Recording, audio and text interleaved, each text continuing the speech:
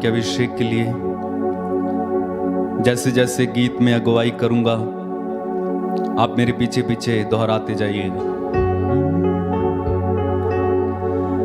आत्मा से भर दे मुझे, आत्मा से भर दे मुझे, गाएं।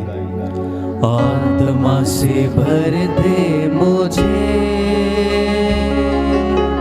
आत्मा से भर दे मुझे, आत्मा से भर दे मुझे, आत्मा से भर दे मुझे, आत्मा से भर दे मुझे, दिल की गहराई से आत्मा से भर दे मुझे।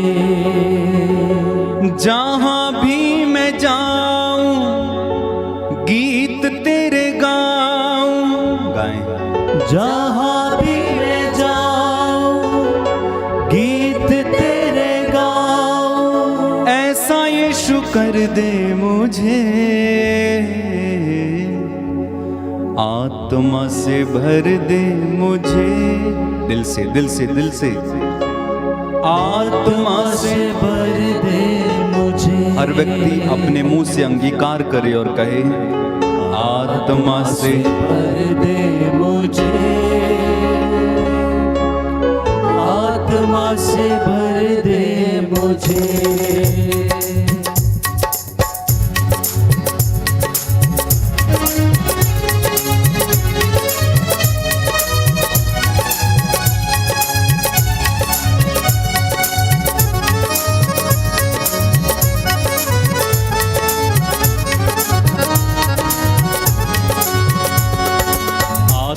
से भर दे मुझे, आत्मा से भर दे मुझे, आत्मा से भर दे मुझे, आत्मा से भर दे मुझे। तालियां बजा के आत्मा से भर दे मुझे, आत्मा से भर दे मुझे, आत्मा से भर दे मुझे, आत्मा से भर दे मुझे। जहां भी मैं जाऊं गीत तेरे गाऊं, जहां भी मैं जाऊं गीत तेरे गाऊं, जहां भी मैं जाऊं गीत तेरे गाऊं, जहां भी मैं जाऊं गीत तेरे गाऊं, ऐसा यीशु कर दे मुझे। एक साथ आत्मा से भर दे मुझे, आत्मा से भर दे मुझे, आत्मा से भर दे मुझे, आत्मा से भर दे मुझे। फिर से गाइए आत्मा से भर दे मुझे, आत्मा से भर दे मुझे। जहां भी मैं जाऊं गीत तेरे गाऊं, जहां भी मैं जाऊं गीत तेरे गाऊं, जहां भी मैं जाऊं गीत तेरे गाऊं, जहां भी मैं जाऊं गीत तेरे गाऊं, तू ऐसा यीशु कर दे मुझे, आत्मा से भर दे मुझे। बड़े जोश के साथ ताली बजाते हुए आत्मा से भर दे मुझे, आत्मा से भर दे मुझे। खड़े हो जाइए, खड़े हो जाइए सब आत्मा लोग, से भर दे मुझे, और एक बार खड़े हो जाइए, आत्मा से भर दे मुझे, तालियां बजाते हुए आत्मा से भर दे मुझे। तू ही मुनज्जी मेरा, रोशन है चेहरा तेरा, तू है मुनज्जी मेरा, रोशन है चेहरा तेरा, दे दे नई जिंदगी, सब कुछ बदल दे मेरा, दे दे नई जिंदगी, सब कुछ बदल दे मेरा। जहां भी मैं जाऊं गीत तेरे गाऊं,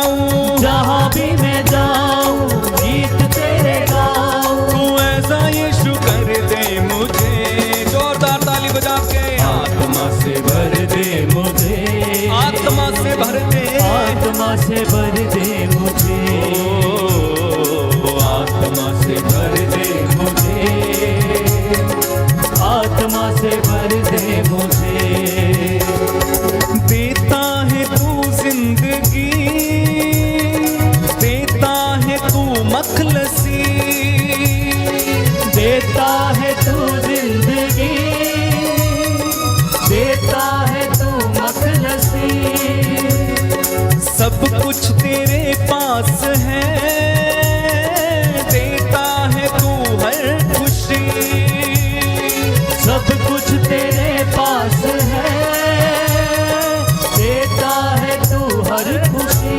जहाँ भी मैं जाऊँ, जहाँ भी मैं जाऊँ गीत तेरे गाऊँ, जहाँ भी मैं जाऊँ गीत तेरे गाऊँ। ओ ऐसा यीशु कर दे मुझे, अपने हाथों को उठा के एक साथ, आत्मा से भर दे मुझे, आत्मा से भर दे मुझे, आत्मा से भर दे मुझे, आत्मा से भर दे मुझे, आत्मा से भर दे मुझे, आत्मा से भर दे मुझे, आत्मा से भर दे मुझे। अपनी आंखें बंद रखें, आत्मा से भर दे मुझे, तेरे लिए ही जीऊं, तेरे लिए ही मरूं, तेरे लिए ही जीऊं, तेरे लिए ही मरूं। तू जिस राह पर चला मैं उस राह पर चलूं, तू जिस राह पर चला मैं उस राह पर चलूं। ओ तेरे लिए ही जीऊं, तेरे लिए ही मरूं, तेरे लिए ही जीऊं, yes Lord, yes Lord, yes तेरे लॉर्ड। लिए ही मरूं। तू जिस राह पर चला मैं उस राह पर चलूं, तू जिस राह पर चला मैं उस राह पर चलूं। जहाँ भी मैं जाऊँ, जहाँ भी मैं जाऊँ गीत तेरे गाऊँ, जहाँ भी मैं जाऊँ गीत तेरे गाऊँ। ओ ऐसा यीशु कर दे मुझे, आत्मा से भर दे मुझे, आत्मा से, आत्मा से भर दे मुझे, आत्मा से भर दे मुझे, सब लोग आत्मा से भर दे मुझे। जहाँ भी मैं, जहाँ भी मैं जाऊँ गीत तेरे गाऊँ, हालेलुया। जहाँ भी मैं जाऊँ गीत तेरे गाऊँ। ऐसा यीशु कर दे मुझे, आत्मा से, आत्मा से भर दे मुझे, आत्मा से भर दे मुझे, मिलकर गाएं, आत्मा से भर दे मुझे, बस गाते जाएं। आत्मा से भर दे मुझे, यीशु आपको आत्मा से भरे, आत्मा से भर दे मुझे, आत्मा से भर दे मुझे। प्रभु आपको छू रहे हैं, आत्मा से भर दे मुझे, आत्मा से भर दे मुझे। मेरे भाई मेरी बहन, इस समय पवित्र आत्मा का अभिषेक आप पर उतर रहा है। सब लोग इस समय लीन हो जाइए, पवित्र आत्मा में लीन हो जाइए, अपनी आंखें बंद रखें और एक साथ लगातार बार बार गाते जाइए। आत्मा से भर दे मुझे, आत्मा से भर दे मुझे, आत्मा से भर दे मुझे, आत्मा से भर दे मुझे, आत्मा से भर दे मुझे, आत्मा से भर दे मुझे, आत्मा से भर दे मुझे। मेरे पीछे hallelujah, hallelujah, hallelujah, hallelujah, hallelujah, hallelujah, hallelujah, hallelujah, hallelujah, hallelujah, hallelujah, hallelujah, hallelujah, hallelujah, hallelujah, hallelujah, hallelujah, hallelujah, hallelujah, hallelujah.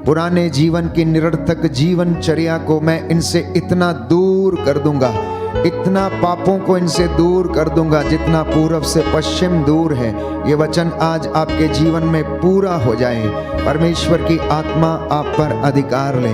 जो इस वक्त आंसू बहा रहे हैं, हे प्यारे प्रभु यीशु, इन पर दया कर।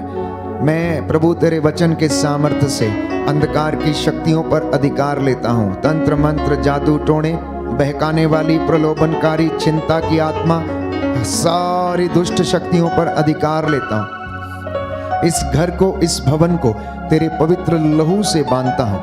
तेरे वचन के द्वारा इन तमाम लोगों को शुद्ध कर, पवित्र कर। Hallelujah, hallelujah. यीशु की स्तुति हो, यीशु की स्तुति हो, यीशु को धन्यवाद। यीशु को धन्यवाद। यिर्मयाह नबी का ग्रंथ, यिर्मयाह नबी का ग्रंथ, अध्याय 18, अध्याय 18, पद संख्या 8। पद संख्या 8। प्रभु ये कहता है, प्रभु ये कहता है, यदि यह राष्ट्र यदि यह राष्ट्र जिसे मैंने चेतावनी दी थी, जिसे मैंने चेतावनी दी थी, पश्चाताप करता है, पश्चाताप करता तो है, मैं उसका विनाश करने का तो मैं उसका विनाश करने का विचार छोड़ देता हूँ। विचार छोड़ देता हूँ। Hallelujah, hallelujah, hallelujah. हालेलुया। प्रभु कहता है, प्रभु कहता है, यिर्मयाह नबी का ग्रंथ, यिर्मयाह नबी का अध्याय ग्रंथ, 26, अध्याय पद 26, संख्या 13। पद संख्या 13। अपना आचरण सुधारो, अपना आचरण सुधारो, अपना आचरण सुधारो, अपना आचरण सुधारो, अपने प्रभु ईश्वर की बात मानो, अपने प्रभु ईश्वर की बात मानो, अपने प्रभु ईश्वर की बात मानो, अपने प्रभु ईश्वर की बात मानो, जिससे उसने जो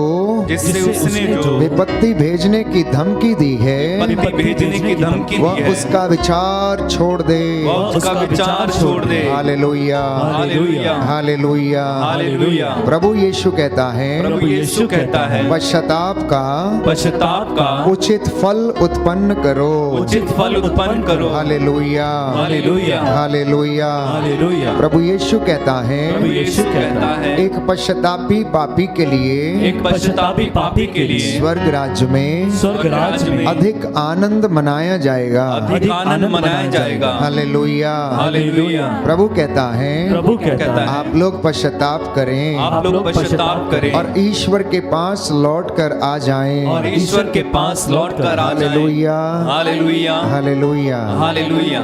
जी हाँ प्रियजनों, आज का जो वचन प्रभु ने हमें दिया है, प्रभु आपसे बातें करना चाहता है। प्रार्थना और उपवास, ये दो हथियार हमारे पास ऐसे हैं जिसके द्वारा आप अपने जीवन में आध्यात्मिक सामर्थ्य को बढ़ा सकते हैं। प्रार्थना और उपवास, ये दो हथियार ऐसे हैं जिसके द्वारा आप शैतान का सामना कर सकते हैं। और पाक कलाम अर्थात ईश्वर का वचन, ये वो सामर्थ्य है जिसके पास ये वचन है, उस वचन के सामर्थ्य से वो अंधकार की शक्तियों पर अधिकार ले सकता है अगर वो इस वचन पर विश्वास करता है। इसलिए अफेसियों के पत्र अध्याय 6 पद संख्या 10 और उससे आगे संत पौलुस लिखता है कि हमारी लड़ाई निरे मनुष्यों से नहीं है। जानते हैं आप लोग, हमारी लड़ाई निरे मनुष्यों से नहीं है। सास की लड़ाई बहू से नहीं है, दुष्ट आत्मा से है जो ये लड़ाई पैदा करती है। भाई की लड़ाई भाई से नहीं है, ये उस दुष्ट आत्मा की है जो भाइयों में झगड़ा लगाती है। और ये दुष्ट आत्मा, इसके विषय में प्रभु ये कहता है कि प्रभु उस व्यक्ति से घृणा करता है जो भाइयों में झगड़ा लगाता है। पति पत्नी का सामंजस्य प्रभु को प्रिय है और प्रभु ये चाहता है कि भाइयों का एक साथ रहना प्रभु को पसंद है। तो इसलिए संत पौलुस कहता है शैतान को अवसर ना दें, आप लोग शैतान को अवसर ना दें। काम करने की बात नहीं, प्रभु कहता है उसको मौका ही नहीं देना है। काम तो अलग बात है, एंट्री तो अलग बात है, उसका प्रवेश तो एक अलग चीज है। उसको मौका ही नहीं देना कि आपके घर की दहलीज पर वो कदम तक रख सके। इसलिए प्रभु ने आज ये कहा, मेरे बच्चों से ये कहो कि जो प्रायश्चित इन्होंने किया है उसका ये उचित फल उत्पन्न करें। हम बुधवार को राख लगाकर अपने आप को ये याद दिलाएंगे कि हम कमजोर हैं, हमारा जीवन क्षणभंगुर है और हम मिट्टी के हैं और मिट्टी में मिल जाएंगे। जब माथे पर राख लगाई जाएगी तो इंसान को यह याद दिलाया जाता है, हे मनुष्य, तुम मिट्टी हो और मिट्टी में मिल जाओगे। इस 40 के काल में हम प्रवेश करेंगे। तो इन दिनों में प्यारे भाइयों और बहनों, प्रभु हमें अपने आत्मा को शुद्ध करने का और शरीर को और ज्यादा पवित्र और मजबूत करने का मौका देता है।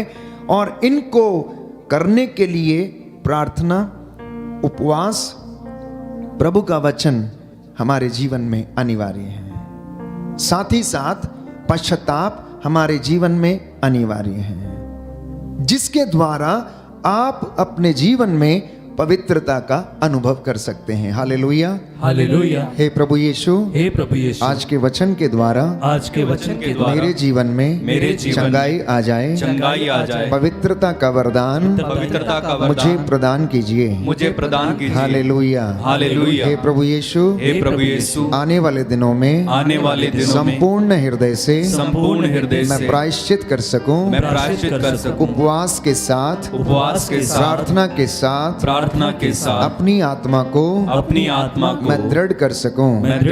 Hallelujah, hallelujah, hallelujah, hallelujah, hallelujah, hallelujah. तो प्रभु का वचन प्यारे भाइयों और बहनों आज हमसे बातें करना चाहता है। और आप में से बहुत सारे लोगों का ये सवाल होगा कि फादर जी, हमने इतने वचन सुने हैं, इतना हमने सुन लिया है, इतनी आशीष हमने ग्रहण कर ली है, तो हम इस आशीष को कैसे बना के रख सकते हैं? How to maintain the anointing, how to maintain blessing in one's life. जिस तरह से घर का साधारण दंपति अपने परिवार के लिए बजट बनाता है, जिससे कि पूरे महीने भर में उसके घर का खर्च बराबर चले, उसको दुख ना हो, उसे कर्जा ना लेना पड़े, वैसे ही हमारे जीवन में आध्यात्मिकता को बनाए रखने के लिए अनॉइंटिंग को मेंटेन करना बहुत जरूरी है। अनॉइंटिंग बहुत लोगों को मिलता है, अभिषेक बहुत लोगों को मिलता है, लेकिन लोग उसे बनाए नहीं रख पाते हैं, लोग उसे बनाए नहीं रख पाते हैं। So it is very difficult first of all to get anointed, और उसके बाद उससे भी ज्यादा डिफिकल्ट ये हो जाता है कि हम उसको बनाए कैसे, मेंटेन कैसे करें। किसी चीज को लाना बहुत आसान है, नई गाड़ी खरीदना आसान है, हाथी पालना बहुत आसान है, लेकिन उसको जब रोज दिन आप करेंगे, उसको खाना देना होगा, सब चीज देना होगा, तो हमारे लिए बड़ा मुश्किल होता है। जितनी ज्यादा अनॉइंटिंग उतना ज्यादा सैक्रिफाइस। कहने का तात्पर्य है, अगर बिल्ली पालेंगे तो थोड़ा सा खाएगी, हाथी पालेंगे तो उतना ही खिलाना पड़ेगा। छोटी आशीष छोटी मेंटेनेंस, बड़ी आशीष बड़ा मेंटेनेंस, बड़ा सैक्रिफाइस, बड़ी प्रार्थना, सुबह को उठना, घुटना टेकना, वचन को पढ़ना, ये बात का ध्यान रखना कि मुख से कुछ अश्लील बात ना निकले, ये बात का ध्यान रखना कि आपकी जुबान से किसी को चोट ना लगे, तो आपकी बड़ी आशीष आपके घर में बनी रहेगी। और ये आशीष आती कैसे है? अगर आपकी प्रार्थना में जो नहीं है वो आपके जीवन में भी नहीं रहेगा। What you don't have in your prayer, you will not have in your life. What you don't have in your prayer, you will not have in your life. जो आपकी प्रार्थना में नहीं है वो आपके जीवन में भी नहीं हो सकता, क्योंकि इंसान दो चीजों से बना है, उसके अंदर दो चीजें हैं प्यारे भाइयों और बहनों, एक स्पिरिचुअल वर्ल्ड और एक आध्यात्मिक वर्ल्ड, एक आध्यात्मिक वर्ल्ड और एक सांसारिक वर्ल्ड। हमारा शरीर, हमारी आत्मा एक दूसरे के विरुद्ध इच्छा करते हैं, संसार में जो हमें दिखता है वो अनंत नहीं है, लेकिन आध्यात्मिकता में जो हम ग्रहण करते हैं वो अनंत है। इसलिए आप देखिए, आप हर दिन नई चीज खरीदते हैं, कुछ दिन के बाद वो वर्न आउट हो जाती है, आप उसको फेंक देते हैं। लेकिन आशीष अगर आपके पास आई है, प्रभु ने आपको किसी को चंगा करने का वरदान दे दिया है, अगर आप उसको मेंटेन नहीं करेंगे तो वो वरदान आपसे चला जाएगा, ले लिया जाएगा। It will vanish slowly, it will vanish.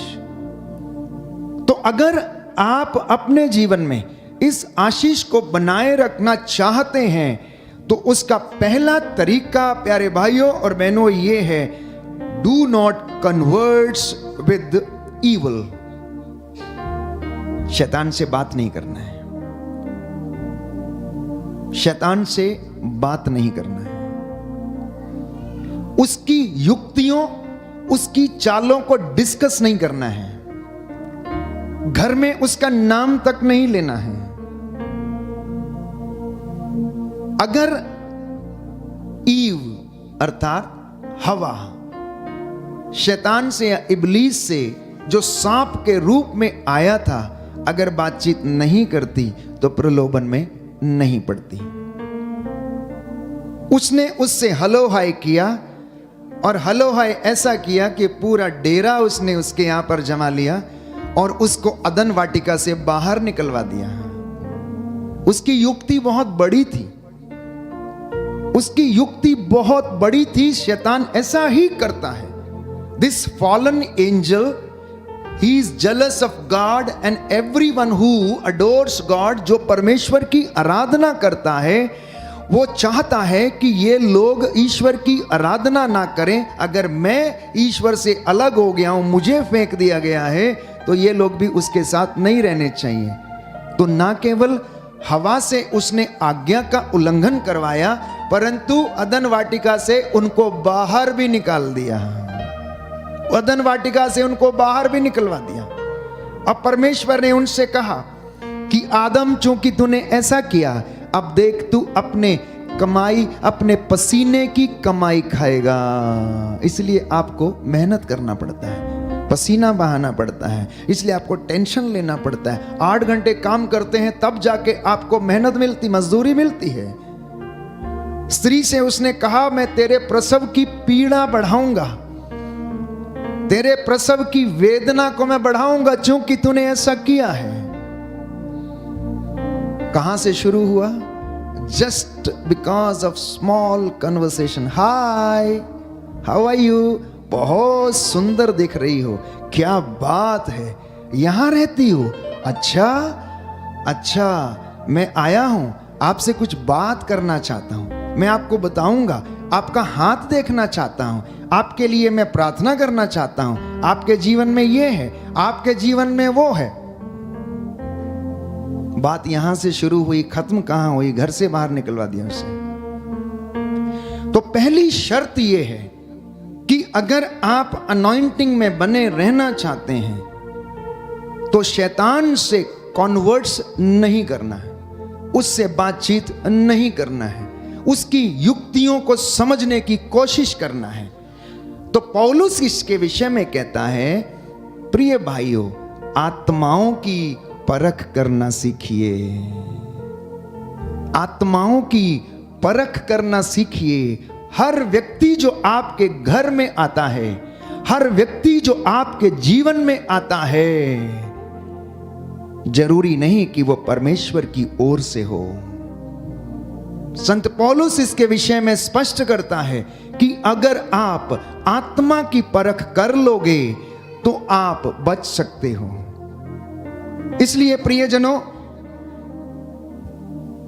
झूठ का पिता शैतान, जिसके विषय में यीशु मसीह ने योहन के सुसमाचार अध्याय 8 पद संख्या 44 में कहा कि सब कुछ यूं ही चलता है। शैतान क्या करता है? बहकाता है, कोई बात नहीं, चलेगा, अरे ले लो, कर्ज ले लो, चुका देंगे, इंस्टॉलमेंट भर लेंगे, पापा गाड़ी ले लीजिए, काम हो जाएगा, नो प्रॉब्लम। प्रभु ने क्या कहा जो बिना सोच विचार के अपने शत्रु पर आक्रमण करने के लिए जाता है, बिना अपनी सेना निर्धारित किए हुए, वो क्या करेगा? वो हार जाएगा, वो हार जाएगा। अगर कोई राजा बिना प्लानिंग के अपने शत्रु से लड़ने के लिए जाता है तो वो हार जाएगा। और प्यारे भाइयों और बहनों, प्रभु का वचन हमें यूं ही बताता है कि आप लोग झूठ ना बोलें। यूहन्ना का सुसमाचार अध्याय 8 पद संख्या 44 में हम पढ़ेंगे। अध्याय 8 पद संख्या 44 और उससे आगे, कि तुम अपने पिता शैतान की संतान हो और अपने पिता की इच्छा पूरी करना चाहते हो। वह तो प्रारंभ से ही हत्यारा था, उसने कभी सत्य का साथ नहीं दिया, क्योंकि उसमें कोई सत्य नहीं है। जब वह झूठ बोलता है तो अपने ही स्वभाव के अनुसार बोलता है, क्योंकि वह झूठा है और झूठ का पिता है। तो बहकाता कैसे है? कोई बात नहीं, गर्भपात अच्छा है, कोई फर्क नहीं पड़ता है, कोई फर्क नहीं पड़ता है। चोरी करना अच्छी बात है, कोई बात नहीं, कोई नहीं देखता है। इसलिए इंसान प्रलोभन में पड़ता और चोरी करता है। प्यारे भाइयों और बहनों, बाइबल हमें बताती है परमेश्वर की आंखें सब कुछ देखती हैं। चोर जब चोरी करता है तो कहाँ देखता है जानते हैं आप लोग? दाएं देखेगा, बाएं देखेगा, सामने देखेगा, ऊपर कभी नहीं देखेगा, ऊपर कभी नहीं देखेगा। अगर वो ऊपर देख लेगा, सत्य को पहचानेगा और सत्य उसे स्वतंत्र करेगा। इंसान की समस्या ही यही है कि इंसान अधिकांशतः नीचे देखता है, ऊपर नहीं देखता है। जिस दिन इंसान ऊपर देख लेगा, उस दिन प्यारे भाइयों और बहनों वो ऊपर की बातें सोचेगा।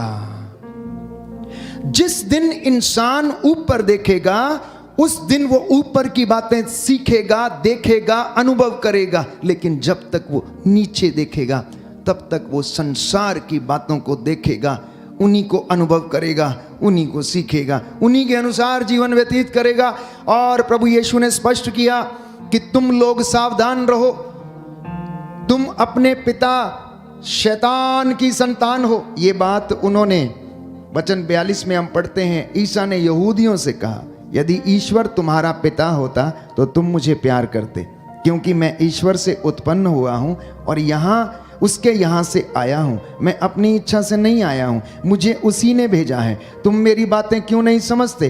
कारण ये है कि तुम मेरी शिक्षा सुन नहीं सकते, क्योंकि वो हृदय को छेदने वाली शिक्षा थी, वो चंगा करने वाली शिक्षा थी, वो फरीसियों और शास्त्रियों के खमीर से सावधान कराने वाली शिक्षा थी, जो अपना ही स्वार्थ के लिए जीवन जीते थे।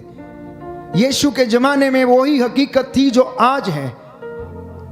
गरीबों के ऊपर अत्याचार, समारियों को उनके देशों से अलग कर दिया जाना, शोषितों पर अत्याचार करना, उनके ऊपर बहुत सारे बोझ लादना और उनके देखभाल नहीं करना, विधवाओं का पक्ष नहीं लेना, अत्याचार करना, ये तमाम बातें उनके जीवन में थी। इसलिए प्रभु कहता है कि तुम मेरी बातें इसलिए नहीं समझते क्योंकि तुम ईश्वर की संतान नहीं हो। अगर ईश्वर की संतान तुम लोग होते तो तुम मेरी बात को सुनते। Hallelujah, hallelujah. यीशु की स्तुति हो, यीशु की स्तुति हो, यीशु को धन्यवाद, यीशु को धन्यवाद, यीशु की आराधना हो, यीशु की आराधना यीशु की हो, महिमा हो, यीशु की महिमा यीशु को धन्यवाद, यीशु को हे धन्यवाद। प्रभु यीशु, हे प्रभु यीशु, आपके वचन के द्वारा, आपके वचन के द्वारा मेरे जीवन में, मेरे जीवन में उद्धार आ जाए, उद्धार आ जाए, शांति आ जाए, शांति आ जाए। Hallelujah, hallelujah, hallelujah. हालेलुया।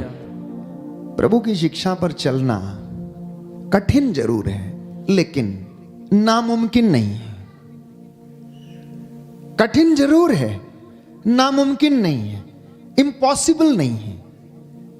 क्योंकि जितने भी संत हुए जिन्होंने ईश्वर की इच्छा को अपने जीवन में धारण किया, उन्होंने अपने शरीर को चाकुओं से गुदवा लिया, तलवार से अपने सिरों को अलग करवा दिया, आग की भट्टी में उन्हें डाल दिया गया, उन्हें गरम तवे के ऊपर रख दिया गया, उन्हें खौलते हुए तेल में डाल दिया गया और उन्होंने कहा कि मैं अब पक गया हूं, अब मुझे दूसरी तरफ। उसके लिए नामुमकिन नहीं था, वो ऐसा कर गुजरे और उन्हीं के विश्वास के ऊपर कलीसिया की नींव टिकी है। उन्हीं की बदौलत आज आप यहां बैठे हैं और ये कलाम सुन रहे हैं, ये वचन सुन रहे हैं, जो हमें प्रेरित करता है, जो हमें प्रेरित करता है प्यारे भाई और बहनों, जो हमारे विश्वास को जागृत करता है, जो हमें झकझोर देता है। और हम अगर अपने विश्वास की परख करके देखें तो हमें पता चलेगा कि हमारा जीवन कैसा है। आपके जीवन के लिए, आध्यात्मिकता को परखने के लिए, आपकी स्पिरिचुअलिटी को क्रॉस चेक करने के लिए एकमात्र चीज है और वो है बाइबल।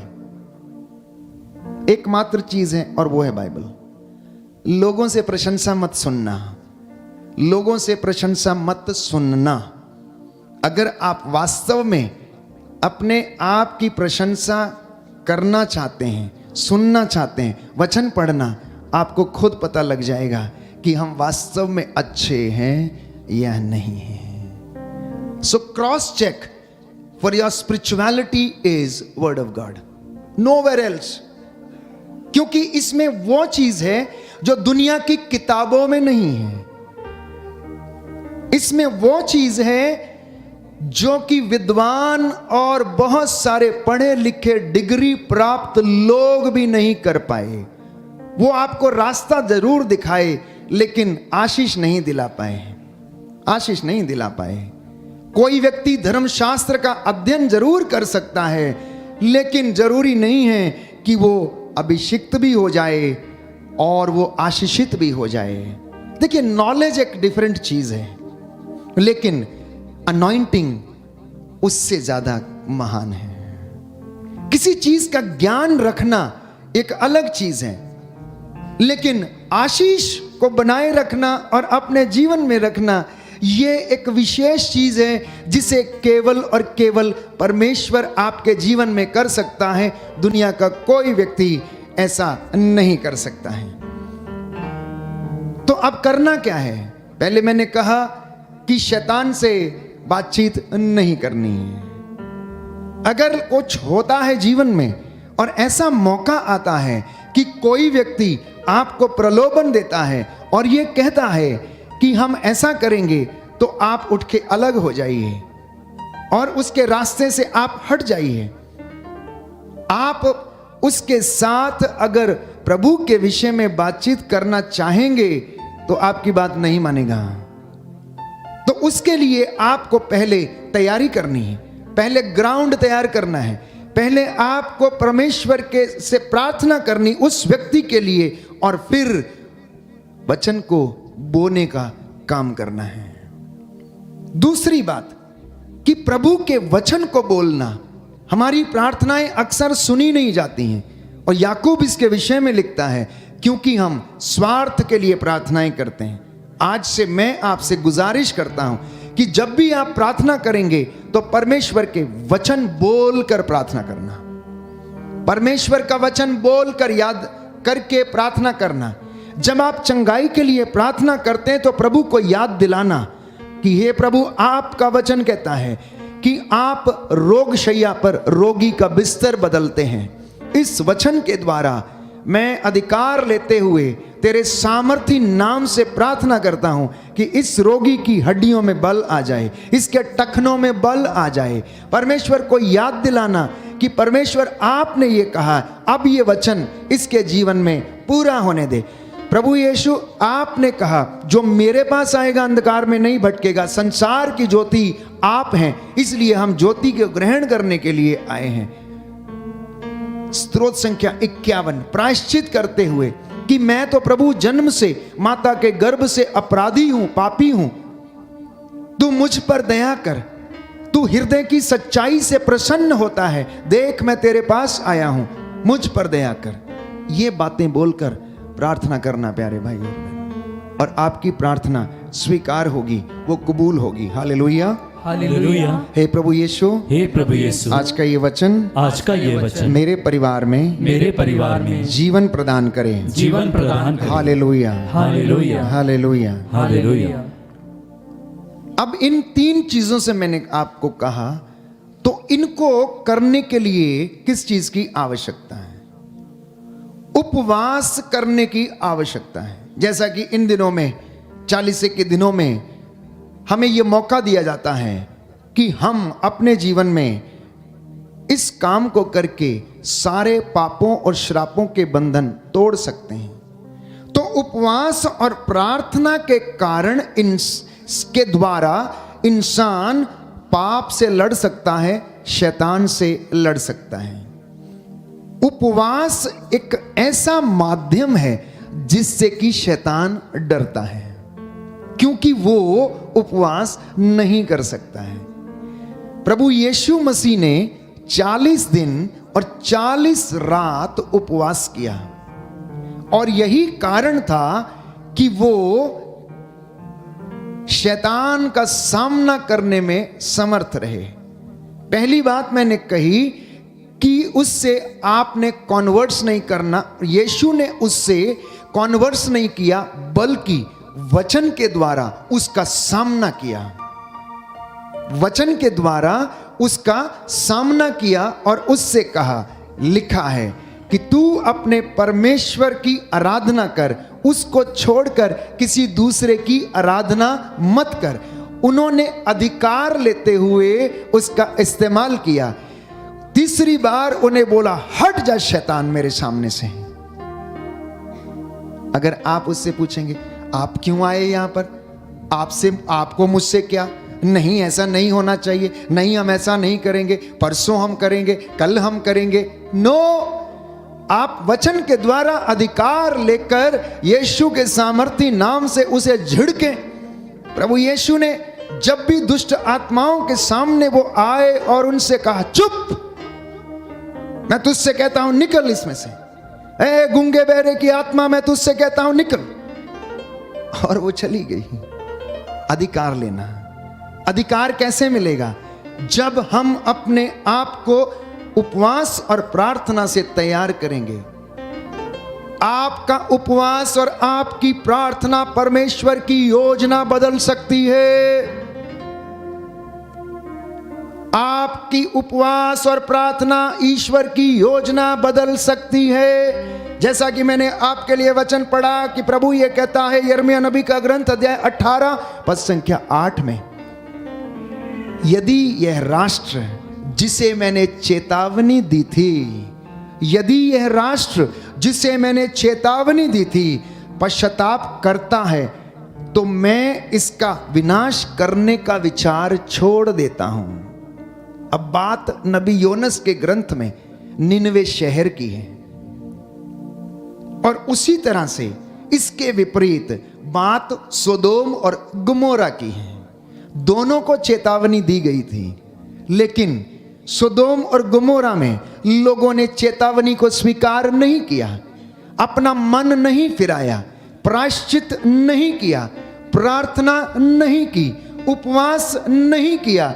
परमेश्वर का क्रोध भड़का और उसने उसके ऊपर आग और गंधरस बरसाई और उसको तबाह कर दिया, नष्ट कर दिया।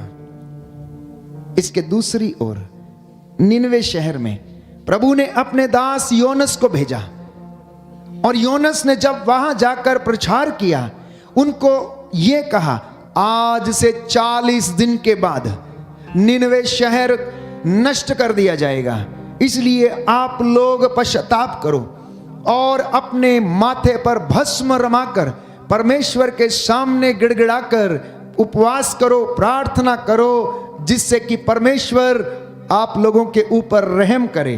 तौबा करना। इसलिए यशायाह नबी अध्याय 30 पद संख्या 15 में लिखता है, जिसे मैं बार बार दोहराता हूं, कि प्रायश्चित और स्वीकृति में तेरा कल्याण है। प्रायश्चित और स्वीकृति में तेरा कल्याण है। निनवे शहर के लोगों ने, यहां तक कि राजा रानी और चौपायों ने, जानवरों ने पूरा उपवास किया। वो राख के ढेर पर माथे पर उन्होंने भस्म रमाकर प्रार्थना किया। हेवन में खलबली मच गई। जैसे इस संसार में लोग छोटे छोटे दिखते हैं, चलते फिरते हैं। जब हम हवाई जहाज में रहते हैं तो कुछ हजारों किलोमीटर हम नीचे जब जाते हैं, देखते हुए लोग ऊपर रहते हैं तो लोगों को नीचे देखते हैं तो कैसे दिखते हैं? कीड़े मकोड़ों के जैसे दिखते हैं। लोग कीड़े मकोड़ों के जैसे दिखते हैं। अगर हम ऊंचाई पर जाते हैं तो ये मिट्टी के शरीर बहुत छोटे दिखते हैं। ऐसी ही फैमिली हेवनली फैमिली है। ऐसी ही फैमिली हेवनली फैमिली है। और उस फैमिली में भी उन स्पिरिट्स को, फरिश्तों को अलग अलग नाम दिए गए हैं, अलग अलग सिंहासन दिए गए हैं। वहां पर केरूबिम हैं, वहां पर एंजल हैं, स्वर्गदूत हैं, महादूत हैं और उनकी श्रेणियां हैं। पिता ईश्वर महान सिंहासन पर विराजमान, प्रभु यीशु उनके दाएं विराजमान, माता मरियम उनके सामने विराजमान, 4 वयोवृद्ध उनके हाथ में जानते हैं क्या है? मेरे हाथ में ये स्टील का इंसेंस वाला बोल रहता है। उनके हाथ में प्रकाशित वाक्य में लिखा है सोने का धूपदान है, सोने का धूपदान। और मैं और आप प्रभु के सामने चले आते हैं फटा पुराना नोट लेके, और कुछ थोड़ा सा दशमांश बड़ी मुश्किल से जेब में से निकलता है और 10 बार देखता है कौन सा वाला नोट उसमें जाना चाहिए। स्वर्ग राज्य में जिसके ऊपर प्रभु का अधिकार है, वहां पर क्या है? सोने का धूप दान लिए हुए 4 वयोवृद्ध कंटिन्यूअस हालेलुया होसाना करते करते आराधना करते रहते हैं। बिकॉज परमेश्वर को स्तुति, आराधना, धूप, आरती ये पसंद है। इसके लिए ही उसने हेवनली सेना को बनाया था। और स्वर्गदूत एक नहीं, करोड़ों की संख्या में हैं और हर एक व्यक्ति के लिए एक स्वर्गदूत निर्धारित किया गया है। प्रभु कहता है मैं अपने दूत को तेरे आगे भेजूंगा। मतलब पर्सनल टॉक है आपके आगे। हम लोग कितने लोग हैं? सबके लिए एक एक स्वर्गदूत है। एक स्वर्गदूत सब जगह नहीं जा सकता ना, सबकी देखभाल नहीं कर सकता, स्वाभाविक सी बात है, कॉमन अंडरस्टैंडिंग है। तो सबके लिए एक स्वर्गदूत है। यीशु ने कहा मेरे पिता के घर में बहुत सारा स्थान है, मैं वहां पर कमरे तैयार करने के लिए जाता हूं, जब तुम आओगे तो वहां रहोगे। सबके लिए एक एक स्वर्गदूत को जिम्मेदारी है। लेकिन यह स्थान किन के लिए? उन लोगों के लिए जिन्होंने अपने वस्त्र परमेश्वर के पुत्र के रक्त के धो लिए हैं, शुद्ध हो गए, पवित्र हो गए इतराफ के द्वारा, उपवास, प्रार्थना, परहेज के द्वारा। उन लोगों के लिए यह स्थान तैयार किया गया है। क्योंकि वो कहेगा ओ मेरे पिता के कृपा पात्रो, आओ आओ और मेरे आनंद के सहभागी बनो। कहता है तुम मेरी मेज पर बैठोगे, तुम मेरे साथ खाओगे, मैं तुम्हारे साथ बैठूंगा। ये वादा वचन हमें दिलाता है। लेकिन ये पूरा कब होगा? जब इंसान अपने गुनाहों के लिए तौबा करके उसमें प्रवेश करेगा, तभी हमें ये मिलेगा। क्योंकि बाइबल हमें ये बताती है कि उसमें कोई भी अपवित्र वस्तु प्रवेश नहीं करेगी। मैं वचन पढ़ूंगा, प्रकाशित वाक्य अध्याय 21 पद संख्या 25 और उससे आगे।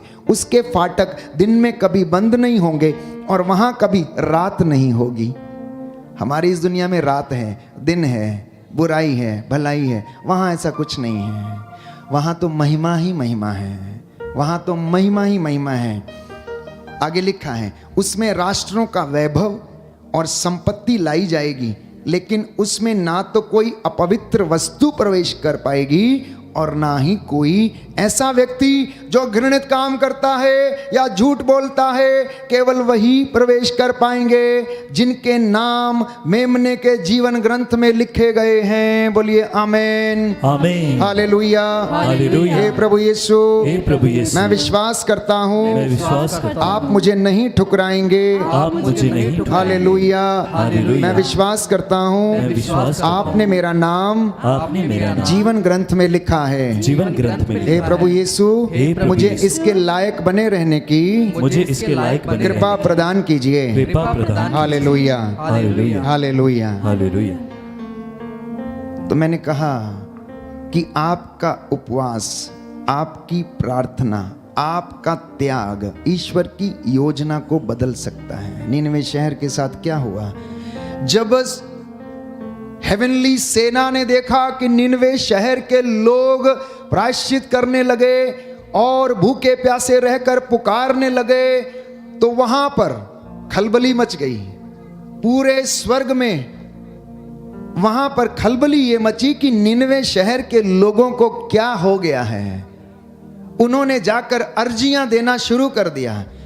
प्रभु का काम क्या है, यीशु का काम क्या, वचन में बताता है कि वो हमारे लिए मध्यस्थता करता है, बिचवाई करता है। और प्रभु यीशु तब तक ऐसा करता रहेगा जब तक इस दुनिया से पापियों का अंत नहीं होता और वे लोग मन नहीं फिराते, तब तक वो ऐसा करता रहेगा, प्रार्थना करता रहता है। तो स्वर्गदूत बारी बारी से जाकर, अब आप लोग कहते हैं मैंने संत एंथोनी की मध्यस्थता से प्रार्थना किया, मैंने संत जॉर्ज की मध्यस्थता से प्रार्थना किया, मैंने मिखाइल की मध्यस्थता से प्रार्थना किया। अब जिसका जिसका जो स्वर्गदूत है, जिस पर जो श्रद्धा रखता है, जिनकी मध्यस्थता से प्रार्थना करता, वो दौड़ के जाता है। जैसे आप लोग अपना निवेदन लेके फादर के पास आए, फादर मेरे लिए प्रार्थना करना, फादर बोलते मैं शाम को आराधना करूंगा और आपका निवेदन प्रस्तुत करूंगा। संत मिखाइल भाग के आता है और कहता प्रभु यीशु विक्टर रो रहा है, आंसू बहा रहा है, बेटी का शादी नहीं हो रहा है, हे प्रभु इसको पूरी करो ना। तो प्रभु यीशु कहता अरे रुको भाई, थोड़ी देर रुको, अभी थाम थोड़ा सा थाम, है ना, अभी मेरा समय नहीं आया है, थोड़ा और वेट करो, बहुत लंबी लिस्ट है, इसको मुझे पूरा करने का है। देखो कि कहीं पर मुंबई में एक व्यक्ति इससे भी ज़्यादा गरीब है, बेचारा बीमार है, उसको सही करना है पहले, इसको मैं देखता हूँ, अभी करता हूँ। तो प्रभु क्या कहता है, उपयुक्त समय आने पर मैं तेरा काम पूरा करूँगा, उपयुक्त समय आने पर तेरा काम पूरा करूँगा।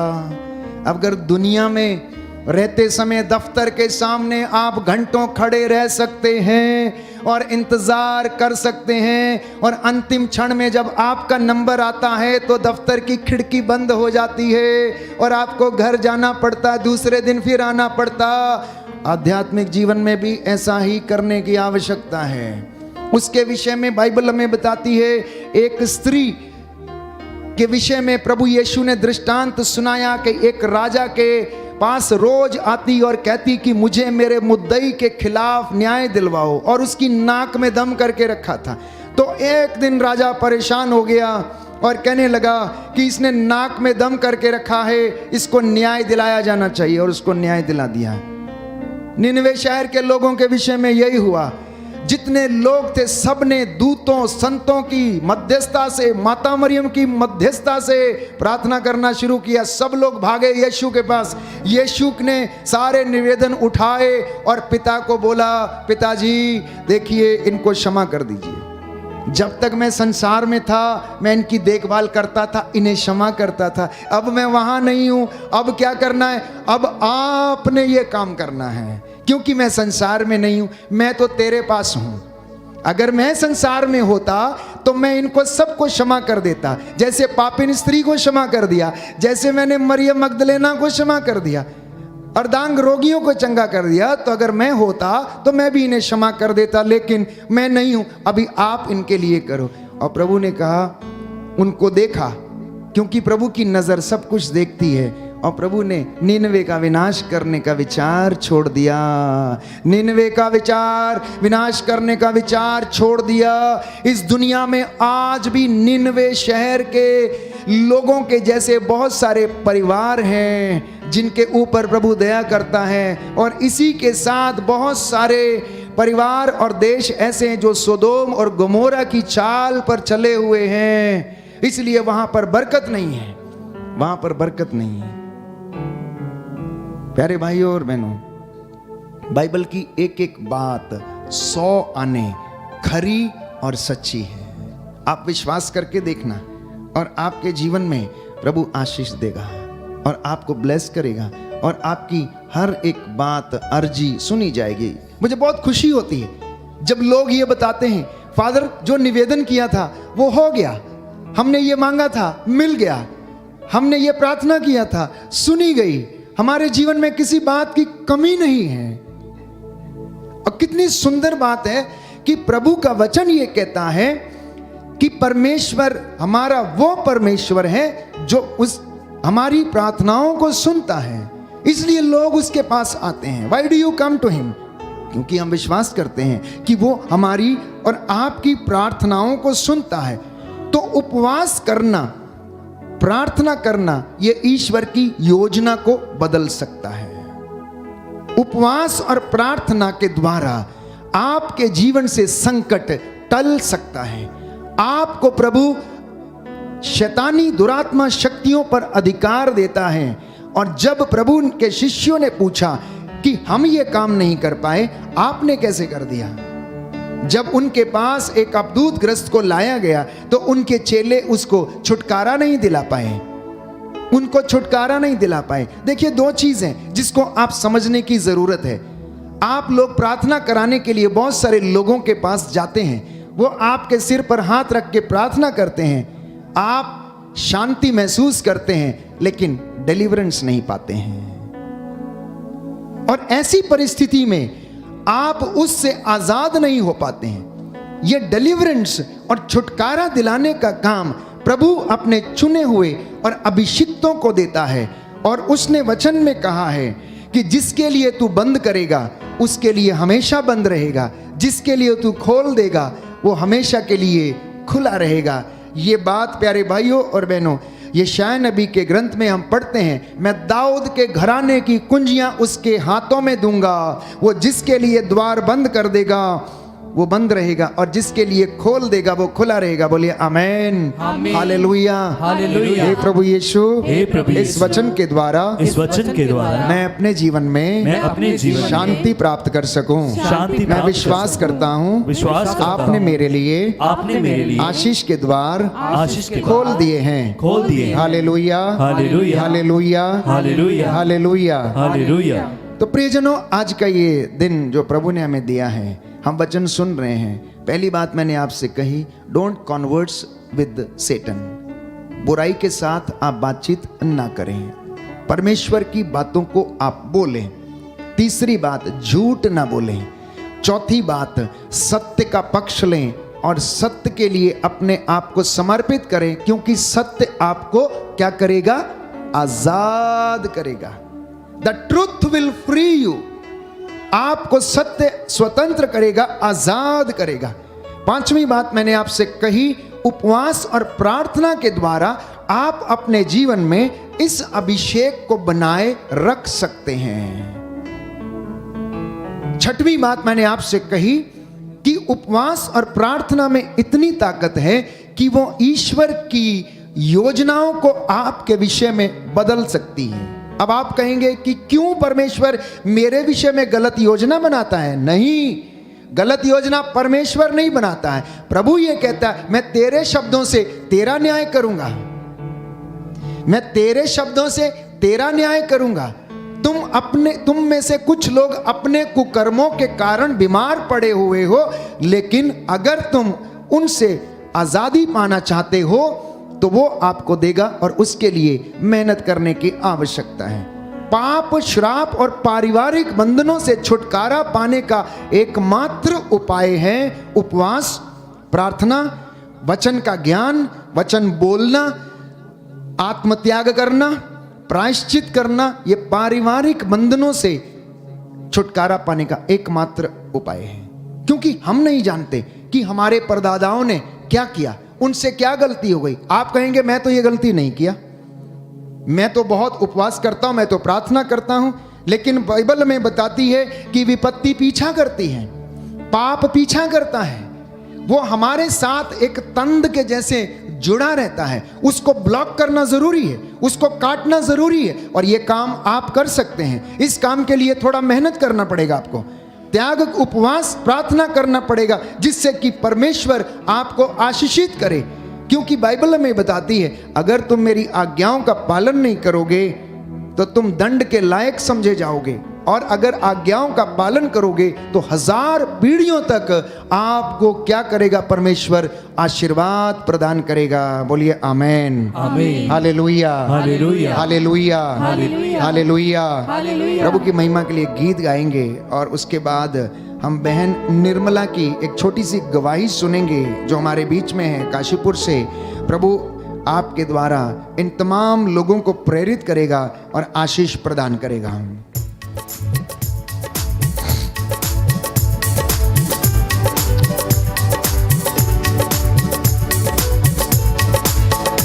हालात बदल जाते हैं, हालात बदल जाते हैं, हालात बदल जाते हैं, हालात बदल जाते हैं।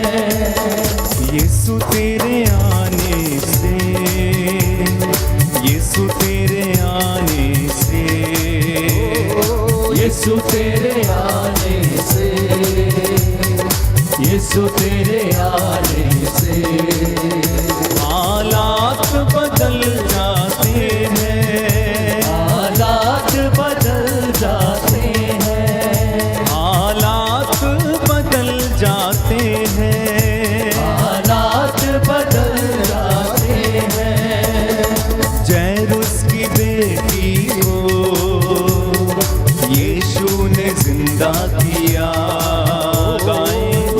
उसकी बेटी को यीशु ने जिंदा किया। मुर्दा लाजर को यीशु ने जिंदा किया, मुर्दा लाजर को यीशु ने जिंदा किया। और मुर्दे भी उठ जाते हैं, गाय मुर्दे भी उठ जाते हैं, मुर्दे भी उठ जाते हैं, मुर्दे भी उठ जाते हैं। यीशु तेरे आने से, यीशु तेरे आने से, यीशु तेरे आने से, ओ यीशु तेरे आने से, यीशु तेरे आने, तेरे आने से, तेरे आने से, तेरे आने से, तेरे आने से, आने आने से, तेरे आने से, तेरे आने से, तेरे आने से, जोरदार तालियां बजाते हुए हालात बदल जाते हैं। आमीन। हालात बदल जाते, सब लोग मिलकर गाएं, हालात बदल जाते। तेरे आने से, तेरे आने से, तेरे आने से, तेरे आने से, आने से, आने से, तेरे आने से, तेरे आने से, तेरे आने से, आने से हालात बदल जाते, हालात बदल जाते हैं, हालात बदल जाते हैं, हालात बदल जाते। बोलो प्रभु यीशु मसीह के नाम की जय। सच है प्यारे भाइयों, हालात बदल जाते हैं जब यीशु आ जाते हैं। यीशु ने जिस जिस घर में कदम रखा हालात बदल गए। लाजर के घर में गया, ना केवल अविश्वास का पत्थर हट गया लेकिन मुर्दा लाजर बाहर आ गया। जेरुस के घर में गया, सब लोग रो रहे थे, बोले लड़की मर गई है, अब कोई फायदा नहीं है, इनको भेज दो। प्रभु ने कहा नहीं, ये मरी नहीं, ये तो सो रही है, ये तो सो रही है। जक्कैउस के घर में गया, जक्कैउस का मन परिवर्तन हो गया और उसने कहा कि मैं अपनी संपत्ति का बेचकर इसका आधा भाग जो है गरीबों में बांट दूंगा, जिसको ठगा मैंने 4 गुना वापस करूंगा, मैं 4 गुना वापस करूंगा। तो हालात बदल जाते हैं जिसके घर में परमेश्वर आ जाता है ना, इसलिए अधिकार देना जरूरी है।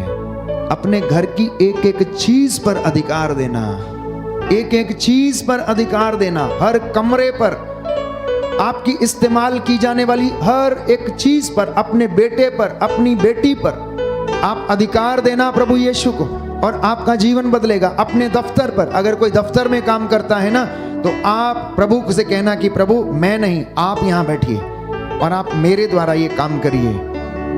आपके काम सफल होंगे, आप कभी फेल नहीं होंगे, आप दुर्दिन नहीं देखेंगे, आप सफलता पाएंगे, क्योंकि वो जिस घर में रहता है वो हालात उसके बदल जाते हैं। बात उपवास की थी, तो शमूएल का पहला ग्रंथ अध्याय 7 पद संख्या 6 में हम पढ़ते हैं, सामुएल का पहला ग्रंथ अध्याय 7 पद संख्या 6 में हम पढ़ते हैं कि फिलिस्तियों के हाथों से मंजूषा को बचाने के लिए सामुएल के नेतृत्व में सारे इजरायलियों ने उपवास किया, क्योंकि फिलिस्तियों ने विधान की मंजूषा को छीन लिया था उन्होंने, और वो लेकर चले गए थे, तो वापस पाना चाहते थे, लेकिन अब कैसे पाएंगे?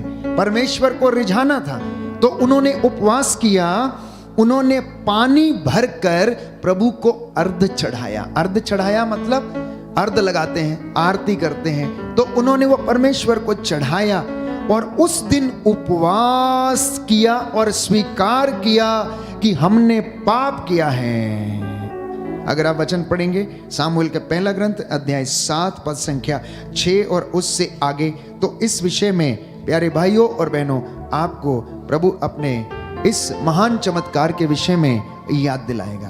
तो परमेश्वर की शांति आपके साथ है, उसकी महिमा आप पर प्रकट है, आपके अंदर वो महिमा है, हमें जानना है, हमें देखना है।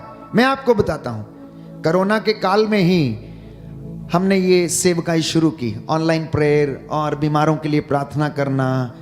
इसके पहले भी मैं सेवकाई करता था, इसके पहले भी एक पैरिश को संभालता था, सत्संग चलाए जाते थे, प्रचार में करता था, लेकिन वो चीज याद नहीं थी कि परमेश्वर हमारे द्वारा ये काम कर सकता है। कोरोना के दौरान ये एक विशेष अनुभव और विशेष प्रेरणा मिली कि हमें इन दौरान इन बीमारों के लिए प्रार्थना करना, और प्रभु ने यह मसा किया कि जिनके लिए प्रार्थना किया उनमें से बहुत सारे लोगों को प्रभु ने चंगा कर दिया।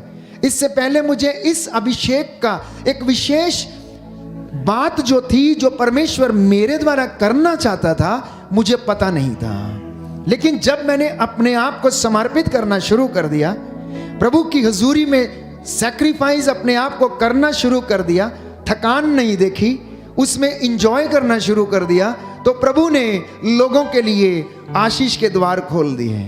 बस मुझे मूसा के जैसे खड़ा होना पड़ा, जैसे मूसा पूरी रात डंडा समुद्र के ऊपर खड़ा करके वो हाथ लहरा के, प्रभु ने कहा अपना हाथ इसके ऊपर उठाओ, और उसने उठाया, और सारी रात परमेश्वर ने क्या किया, पूरब से हवा चलाई और उसने पानी को धकेल दिया और बीच में से रास्ता बन गया। तो प्रभु ऐसे लोगों की तलाश में है। एक मूसा अकेला इजराइलियों के लिए घुटने टेकता, जब भी थोड़ी सी बात होती दौड़ के पहाड़ी पर जाता था, रोता था, कहता था इन्हें क्षमा कर, ये नहीं जानते, ये नादान है। योशुआ ने कहा महोदय आप जानते हैं कि इंसान का स्वभाव बचपन से किसकी ओर है? पाप की ओर है। मूसा ने कहा या तो इन्हें क्षमा कर दे, नहीं तो मेरा नाम अपनी किताब से निकाल दे, मैं तेरे साथ नहीं रहता। या तो तू ये वादा पूरा कर। तो मेरी आप लोगों के विषय में यही प्रार्थना रहती है, दमोला पल्ली के विषय में यही प्रार्थना रहती है कि हे प्रभु अगर ये प्रायश्चित नहीं कर पाते तो मैं प्रायश्चित करता हूं, मैं ये प्रायश्चित का बलिदान इस वेदी पर तुझे चढ़ाता हूं। सुलेमान ने ज्ञान का वरदान प्रभु की महिमा पाने के लिए गाद नामक पहाड़ी पर 1000 बलिदान चढ़ाए, और आप सोचते हैं कि एक दिन में प्रभु प्रसन्न हो जाएगा?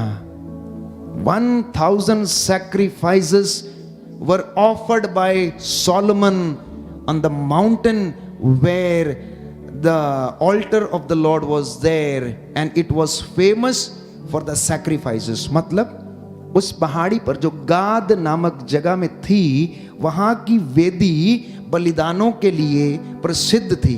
तो सुलेमान वहां पर गया, उसने 1000 बलिदान चढ़ाए और परमेश्वर तब उससे प्रसन्न हुआ। 1000 बलिदान आप डिवाइड कर लीजिए, कितने साल लगे होंगे उसको, कंटिन्यूस कितने साल लगे होंगे उसको। प्यारे भाइयों और बहनों, हमारे जीवन में भी यही बात है। आप चाहते हैं कि आपको अनॉइंटिंग मिले, मसा मिले, आप खड़े हो जाइए, आप करिए और प्रभु आपको आशीष प्रदान करेगा। क्योंकि बाइबल हमें यह बताती है कि अध्याय 16 भजन संहिता अध्याय 16 पद संख्या 11 में कि परमेश्वर भरपूरी का ईश्वर है, आनंद से भरा हुआ है। इसलिए प्रभु ये कहता है तुम जीवन को चुनो, तुम जीवन को चुनो और जीवन मिलेगा। जीवन को चुनो तो जीवन मिलेगा, आशीष को चुनो तो आशीष मिलेगी, भलाई को चुनो तो भलाई मिलेगी, सेवा को चुनो तो सेवा तुम्हारी मिलेगी। आपको चीज की कमी नहीं होगी। परमेश्वर तो भरपूरी का परमेश्वर है, उसके पास तो सब कुछ है। वो खुले हाथों, बाइबल हमें बताती है, देना चाहता। उसका हाथ छोटा नहीं है, उसका हाथ बहुत बड़ा है। लोग पूछते हैं कि हमारा परमेश्वर कितना बड़ा है, तो बाइबल इसके विषय में बताती है वो तो इतना आकार उसका बड़ा है कि उसकी जो चौकी है वो क्या है, हेवन, ये आकाश है। आकाश उसका सिंहासन है जिस पे वो बैठता है, पृथ्वी उसका पावदान है जिस पे वो पैर रखता है, जिसका धड़ इतना बड़ा है कि आकाश पे समाता है। उसका हाथ कितना बड़ा है, वो इतना हाथ लंबा है, आपको उठा सकता है। जब आपका एक्सीडेंट होता है तो आपको पकड़ के वो बचा लेता है, जानते हैं आप। इसलिए सुनिए ध्यान से, अगर हम पाप को चुनते हैं तो मृत्यु को चुनते हैं।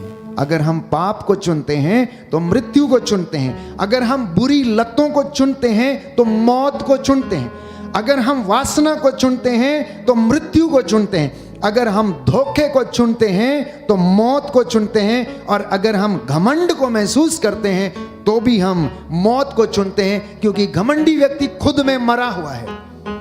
घमंडी व्यक्ति खुद में ही मरा हुआ है। उसका कोई, प्यारे भाइयों और बहनों, दीन ईमान वो अपने से ही मतलब रखता है, दूसरों से नहीं। तो परमेश्वर ने मनुष्य को अपने जैसा बनाया है, इसलिए उस महिमा को आप महसूस करें। मैं आमंत्रित करता हूं बहन निर्मला को, अपने जीवन की छोटी सी गवाही आप दें और प्रभु के लोगों के सामने आप बताएं कि परमेश्वर ने आपके जीवन में किस तरह से चमत्कार किए। आपके माता पिता यहाँ पर उपस्थित हैं। प्रभु ने आपके जीवन में बहुत सारे काम किए, ऐसे ऐसे काम किए कि इस बेटी का जीवन परिवर्तित कर दिया, मन परिवर्तन कर दिया है। आइए हम इसी बहन की जुबानी सुनते हैं। मेरा नाम निर्मला है, मैं काशीपुर से बिलोंग करती हूँ, पुत्री राजेंद्र सिंह। मैं आपको अपने जीवन के बारे में बहुत कम शब्दों में बताना चाहती हूँ। मैं अपने जीवन को हिंदू परिवार में ही व्यतीत कर रही थी, पूजा पाठ में ज़्यादा ध्यान रखती थी विशेष। और 2011 में मैं इतनी बुरी तरीके से दुष्ट आत्माओं के बीच में मेरा जीवन आ चुका था कि मेरे माँ बाप बिल्कुल हताश हो चुके थे कि हम अब कहाँ दिखाएं इस बेटी को। मैं बहुत थक चुकी थी। मुझे ऐसा लगता था, हो सकता था आने वाले जो 2012 होगा शायद मैं ज़िंदगी में अपने नहीं देख पाऊँगी। मैं बहुत थक चुकी थी। हर पल ऐसा लगता था शायद ये पल मेरा लास्ट पल है। ऐसी इन परिस्थितियों के बीच जब हम बीत रहे थे तो एक पड़ोस आंटी ने हमारी मम्मी जी को कहा कि आप संडे में प्रार्थना में लेकर के जाइए अपनी बेटी को। वहाँ हम गए, हमें बहुत अच्छा लगा। पहले ही दिन मुझे परमेश्वर ने छुआ। मैं परमेश्वर का धन्यवाद करना चाहती हूँ अपने तहे दिल से। उसने मेरे परिवार को संभाला, मेरे धन पर आशीष दी, क्योंकि हम बिल्कुल लूट चुके थे। हम जहाँ भी जाते थे, मंदिर मस्जिद हर जगह पैसा, 8,000 9,000, कुछ नहीं पता होता था पापा जी कैसे कर रहे क्या कर रहे। हर तरफ से हम बर्बादी के मंजर पर खड़े थे। लेकिन परमेश्वर का धन्यवाद करती हूँ कि वो मेरे जीवन में आया, उसने मेरे घर को बदल दिया और मैं आज आपके सामने खड़ी हूँ। 2014 में मेरी शादी हुई। शादी भी हिंदू परिवार से हुई थी। मैंने सोचा था परमेश्वर में आ जाएंगे मेरे हस्बैंड, लेकिन नहीं आए। उस बीच ऐसे ही संबंध चलते रहे उल्टे सीधे, जैसे भी उतार चढ़ाव के साथ। आज मैं अलग हूँ फिलहाल, और इस बीच मैं अपनी तैयारी कर रही हूँ और मैं विश्वास करती हूँ कि आने वाले 1 साल के अंदर मैं गवर्नमेंट जॉब के साथ आपके सामने परमेश्वर मुझे खड़ा करने के लिए जा रहा है। प्रभु का धन्यवाद। प्रभु यीशु। आमेन। ताली बजाएंगे इस बहन के लिए और परमेश्वर की अनुग्रह के लिए जो उसने हमें प्रदान किया है। तो हम परमेश्वर को ये कैसे बताएं कि हे प्रभु मेरे जीवन के लिए आप ये काम कर सकते हैं, और इनको करने के लिए मैंने कुछ उपाय आपको बताए हैं। और आप ये पूछेंगे कि हमें ऐसा क्यों करना चाहिए, क्यों हमारा परमेश्वर किस तरह से अलग है। इब्राहिम, इसहाक और याकूब का परमेश्वर किस तरह से एक विशेष अधिकार उसके पास है, जो सच्चा है, जो पवित्र है, जिसके विषय में लोग नहीं जानते हैं, उसके विषय में बाइबल क्या बताती है मैं आपसे बताना चाहता हूं। जिस परमेश्वर की आप आराधना करते हैं, जिसकी आप इबादत करते हैं, जिसका वचन आप सुनते हैं, सुनिए कि बाइबल इसके विषय में क्या कहती है। लिखा है Psalm number 90 verse 1 to 2, 1 Timothy 1:17 and Isaiah 45 and 5, ये तीनों रेफरेंस में लिखा है कि वो आदि, अनंत, अदृश्य और एकमात्र ईश्वर है। क्या है? आदि, अनंत और एकमात्र ईश्वर है। इसलिए वो आपको चंगा करता है, इसलिए आपको उसकी आज्ञा का पालन करना चाहिए। यशायाह नबी का ग्रंथ अध्याय 45, प्रभु ये कहता है पद संख्या 5 में कि मैं ही हूं, कोई दूसरा नहीं, मेरे सिवा कोई दूसरा नहीं है। योहन के सुसमाचार में हम पढ़ते हैं अध्याय 4 पद संख्या 24 में कि वो आत्मा है। योशुआ के ग्रंथ अध्याय 3 पद संख्या 10 में हम पढ़ते हैं कि वह जिंदा है, वह जीवितों का परमेश्वर है और जीवंत परमेश्वर तुम्हारे बीच में है, क्योंकि मरा हुआ व्यक्ति चमत्कार नहीं कर सकता। Only a live person can perform miracle. इसीलिए आपके जीवन में चमत्कार होते हैं। उसने अपने शब्द के द्वारा, बाइबल हमें बताती है कि विश्व का निर्माण किया, अदृश्य से दृश्य की उत्पत्ति की। इब्रानियों का पत्र अध्याय 11 पद संख्या 13, वो सत्य है और सत्य उसका नाम है। निर्गमन ग्रंथ अध्याय 3 पद संख्या 14, वो सब जगह विद्यमान है। साम नंबर 139 वर्स 7 and 12, सुक्ति ग्रंथ अध्याय 15 पद संख्या 3, वो सब जगह उपस्थित है और उसकी आंखें सब कुछ देखती हैं। Be aware of that. आप सावधान रहें और ये जान लें कि परमेश्वर की आंखें सब जगह देखती हैं, सब कुछ को देखती हैं। लिखा है इब्रानियों का पत्र अध्याय 1 पद संख्या 3 में कि वो सर्वव्यापी है, सर्वशक्तिमान है और यीशु पिता का प्रतिबिंब है। लिखा है कि वो आदि से पहले विद्यमान था। लिखा है कि उसने अपने आप को विनम्र बनाया। फिलिपियों के पत्र अध्याय 2 पद संख्या 5 और 6, उसने मनुष्य का रूप धारण करके हमारे बीच में निवास किया, उसने दुखों को अपने ऊपर लिया। यीशु मसीह पिता का अब्दी नूर है, वो बादशाहों का बादशाह, शहजादों का शहजादा। उसके जैसा ना तो कोई था, ना कोई है और ना कोई होगा। उसके जैसा ना तो कोई बोला, ना कोई बोल सकता है और ना ही कोई उसके जैसा कर सकता है। वो अकेला अपने आप में, प्यारे भाइयों और बहनों, एक ऐसी क्रांतिकारी शिक्षा और काम लेकर इस दुनिया में आया कि उसके जैसा कोई दूसरा नहीं आया। इसलिए मसीहों को उसके अधीन रहने की आवश्यकता है। Therefore, the churches need to stay and accept his dominion. परमेश्वर का अधिकार कलीसिया को ग्रहण करने की आवश्यकता है। मसीहों में सबसे बड़ी समस्या है कि उनमें वचन का ज्ञान नहीं है, उनमें वचन का ज्ञान नहीं है। आज आप डिग्रियां हासिल करते हैं, कोई मैकेनिकल इंजीनियर बनता है, कोई सॉफ्टवेयर इंजीनियर बनता है, तो आपको अपने पद से संबंधित पढ़ाई का ज्ञान है, लेकिन हमारे अनंत जीवन का जो ज्ञान है वो इसमें है, वो हमें पता नहीं है। इसलिए हम मार खाते हैं, इसलिए हम हार जाते हैं और अपने जीवन में हम लोग भटक जाते हैं, प्रलोभन में पड़ जाते हैं। लिखा है कि वो प्रलोभन में पड़ा लेकिन वो विजयी हुआ। आप और मैं प्रलोभन में पड़ते हैं लेकिन विजय नहीं हो पाते हैं, है ना। आप और मैं, वो प्रलोभन में पड़ा लेकिन विजय हुआ। मैं और आप विजय नहीं हो पाते हैं क्योंकि हम परमेश्वर से दूर रहते हैं, वचन से दूर रहते हैं। वो आदर और महिमा और सम्मान का अधिकारी है, वो अदृश्य का प्रतिबिंब है। वो प्यारे भाइयों और बहनों, अदृश्य ईश्वर का प्रतिरूप है जिसे आप और मैं देखते नहीं है, लेकिन वो हमारे साथ हमेशा रहता है, हमेशा रहता है। वो सब जगह विद्यमान है। लिखा है वो माँ का रूप है, लिखा है वो पति का रूप है, लिखा है वो मित्र का रूप है, वो भला चरवाहा है, वो शिक्षक है, वो न्याय करता है, सब कुछ बनाए रखता है, वो प्रेमी है, दयालु है, सब कुछ चलाने और बनाने वाला परमेश्वर है। इसलिए आप और मैं इसके सामने हैं, otherwise there is no other reason. आज का ये वचन जो आप सुन रहे हैं, ये परमेश्वर का पुत्र यीशु मसीह अपनी सेवकाई के दौरान ऐसे ही बोलता था, मैं ये विश्वास करता हूं। इसलिए जब उसकी हुजूरी में आकर उसकी ओर से मैं खड़ा होता हूं तो मेरे द्वारा वो बोलता और वचन कहता है कि वो अपने दासों की वाणी को सच प्रमाणित करता। इसलिए उसके दास ने जो कह दिया उसके सामर्थ्य से वो उसे पूरा करता है। बोलिए आमीन, आमीन, हालेलुया, हालेलुया। हे प्रभु यीशु, हे प्रभु मैं यीशु, विश्वास करता हूँ मैं विश्वास करता कि हूँ आप मेरे जीवन में कि आप मेरे जीवन में अपनी महिमा को प्रकट करते हैं, प्रकट करते हैं। Hallelujah, hallelujah.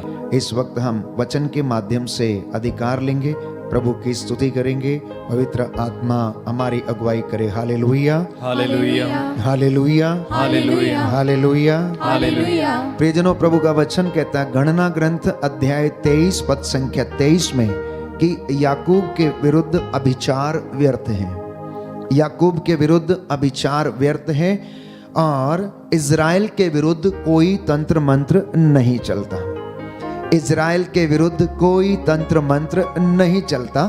और दूसरा वचन प्रभु दे रहे हैं अधिकार लेने के लिए, यशायाह नबी का ग्रंथ अध्याय 37 पद संख्या 33 में कि असूर के राजा के विषय में प्रभु ये कहता है वो इस नगर में प्रवेश नहीं करेगा और इस पर एक बाण भी नहीं छोड़ेगा, वो ढाल लेकर इसके पास भी नहीं फटकेगा और इसकी मोर्चाबंदी नहीं करेगा।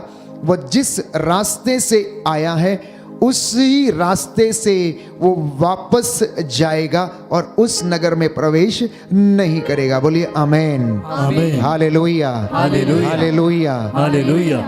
लूकस का सुसमाचार अध्याय 10 पद संख्या 18 के द्वारा हम अधिकार लेते हैं। यीशु ने कहा, मैंने शैतान को आसमान से बिजली की तरह गिरते हुए देखा है, मैंने तुम्हें सांपों और बिच्छुओं पर अधिकार दिया है, कुछ भी तुम्हें हानि नहीं पहुंचा सकता है। प्रभु यीशु ये कहता है मार्कुस के सुसमाचार अध्याय 16 पद संख्या 18 में कि वे अपने हाथों में सांपों को उठा लेंगे, यदि वे विष पिएंगे तो उन्हें कोई हानि नहीं होगी, वे रोगियों पर हाथ रखेंगे और रोगी चंगे हो जाएंगे। इसलिए हम दोनों दास प्रभु के नाम पर उसके पवित्र वचन से सामर्थ लेते हैं और आपके ऊपर उसी हाथ को रखते हैं। ये हाथ प्रभु का हाथ है जो आप पर रखा जाए और आपको बीमारियों से आज़ाद करे, हर प्रकार के तंत्र मंत्र, जादू टोने, नज़र की दुष्ट आत्मा से, हर प्रकार की निराशा से, हताश जीवन से, निराश जीवन से आज़ाद करे। इस विशेष कृपा के लिए अगुवाई मांगेंगे और प्रभु की महिमा करेंगे।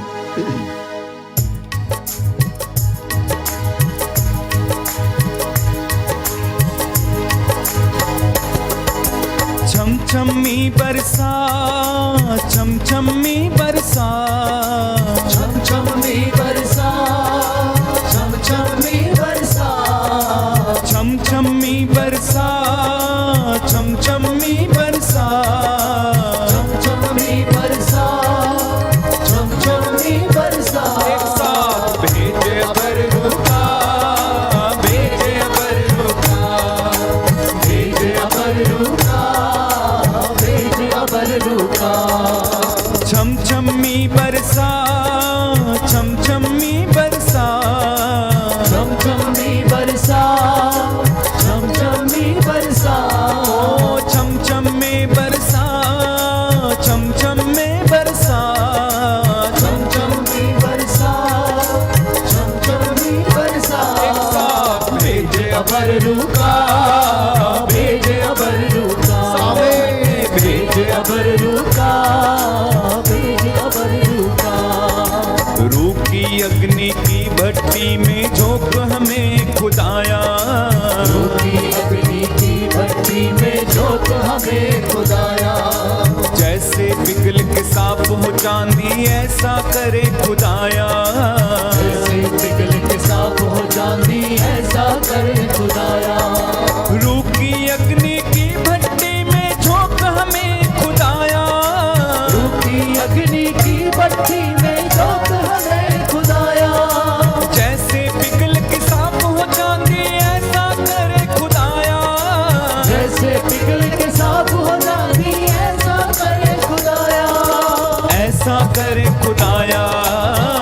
ऐसा करे खुदाया, ऐसा करे खुदाया, ऐसा करे खुदाया।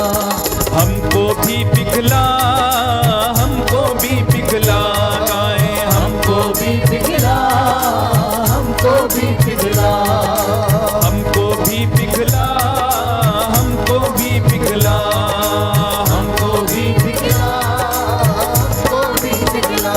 ओ छम छम में बरसा, छम छम में बरसा, छम छम में बरसा, छम छम में बरसा, ओ छम छम में बरसा, छम छम में बरसा, छम छम में बरसा, छम छम जोरदार में तालियों के बरसा। साथ भेजे अबर रुका, भेज अबर रुका, गाएं, भेज अबर रुका, भेज अबर रुका, बार बार गाएं, भेजे अबर रुका, भेज अबर रुका, गाएं, भेजे अबर रुका, भेज अबर सब रुका, लोग आत्मा में भेज अबर रुका, भेज अबर रुका। ओ छम छम में बरसा, छम छम में बरसा, छम छम में बरसा, छम छम में बरसा, ओ छम छम में बरसा, छम छम में बरसा, छम छम में बरसा, छम छम जोरदार में तालियों के बरसा। साथ भेजे अबर रुका, भेज अबर रुका, भेजे अबर रुका, भेज अबर रुका। हालेलुया, हालेलुया गाएं, hallelujah, hallelujah, hallelujah, hallelujah, hallelujah, hallelujah, रोकी अग्नि भेज अभिषेक कर, हालेलुया, हालेलुया, चंगाई दे, छुटकारा दे, हालेलुया, हालेलुया, स्वर्ग द्वार खोल, बंधन सारे तोड़, hallelujah, hallelujah, hallelujah, hallelujah, hallelujah, hallelujah, ओ hallelujah, hallelujah, hallelujah, hallelujah, hallelujah, बोलो hallelujah, hallelujah, hallelujah, hallelujah, hallelujah, बोलो हालेलुया, सब लोग ताली बजा के हालेलुया, हालेलुया, बार बार हालेलुया, हालेलुया, बंधन सारे तोड़, बंधन सारे तोड़, हालेलुया, हालेलुया, स्वर्ग द्वार खोल, स्वर्ग द्वार खोल, हालेलुया, हालेलुया, यीशु नाम में हमें छुटकारा मिले, हालेलुया, हालेलुया, यीशु नाम में हमें चंगाई मिले, हालेलुया, हालेलुया, यीशु नाम में हमको जीवन मिले, hallelujah, hallelujah, hallelujah, hallelujah, hallelujah, hallelujah, hallelujah, hallelujah, hallelujah, hallelujah, hallelujah, बोलो hallelujah, hallelujah, hallelujah, hallelujah, hallelujah, hallelujah,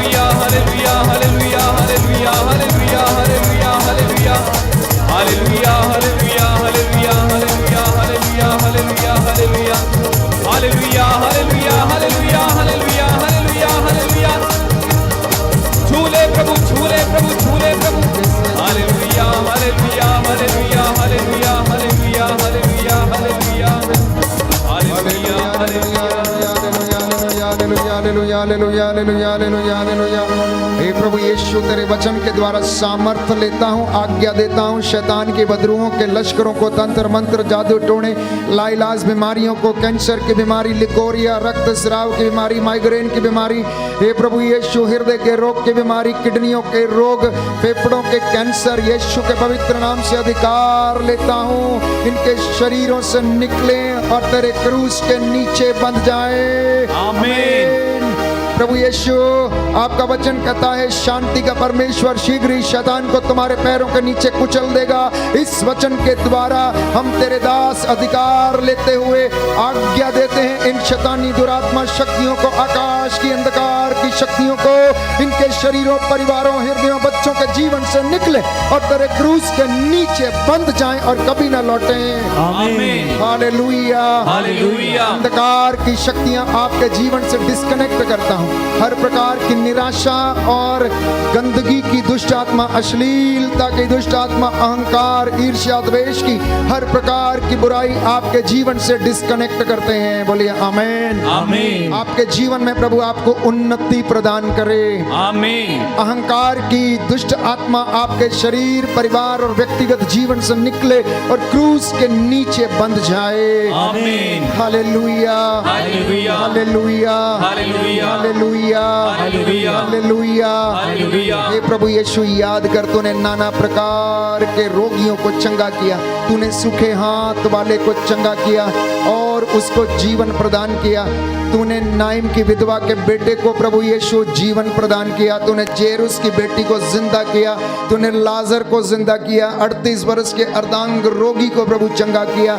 लकवे से पीड़ित व्यक्ति को तूने चंगा किया। कुबड़ी स्त्री को तूने सीधा किया। यरीको के अंधे को प्रभु तूने दृष्टि का दान दिया। हे प्रभु यीशु, तूने विधवाओं का पक्ष लिया। तूने पापियों को क्षमा प्रदान की। हे प्रभु यीशु, अपने पवित्र वचन के सामर्थ्य से आज तेरे इन बच्चों को चंगा कर, इनको अभिषेक दे, इनको अनॉइंट और अपने पवित्र लहू से मसा कर दे।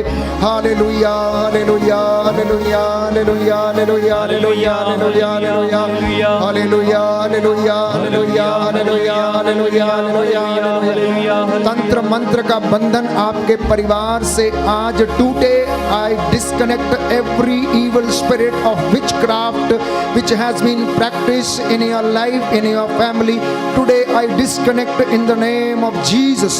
In the name of Jesus I disconnect every evil spirit from your family, from your personal life. बोलिए आमीन। आमीन। आपके जीवन से हर पुराने जीवन की निरर्थक जीवनचर्या का, किसी अन्य देवी देवता की पूजा करने की दुष्ट आत्मा और आपके जीवन में यदि काम करती है, आपके जीवन से हम प्रभु के दास अधिकार लेते हुए आपके जीवन से इसे डिस्कनेक्ट करते हैं। बोलिए आमीन। आमीन। आमीन। आमीन। प्रभु का पवित्र लहू आपके सिर से लेकर पांव तक लगाता हूँ। यीशु की आत्मा इस वक्त आप पर अधिकार ले। बोलिए आमीन। आमीन। Hallelujah hallelujah. यीशु आपके जीवन में उन्नति के द्वार खोल दे। बोल आमीन। आमीन। आपके बच्चों को उन्नति प्रदान करे। आमीन। आपके खेत खलियानों में अच्छी फसल हो जाए। आमीन। आपकी नौकरियां अच्छे फल उत्पन्न करें। आमीन। आपके बेटे और बेटियों की संतानें अच्छी हों। आमीन। आपके बेटे बेटियों को नौकरी मिल जाए। आमीन। आपके दाम्पत्य जीवन में प्रभु की आशीष उतरे। आमीन। आपके जीवन में और आपके